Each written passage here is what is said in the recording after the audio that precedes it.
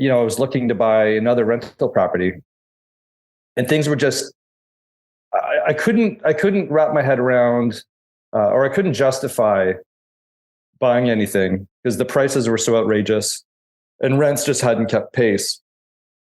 So I happened to be listening to My First Million. It's a podcast, where they talk about different business ideas all the time. And they had this woman, Cody Sanchez, very, very smart lady. And she was kind of talking about how she likes to buy boring businesses. And, she ended up talking about laundromats as an example.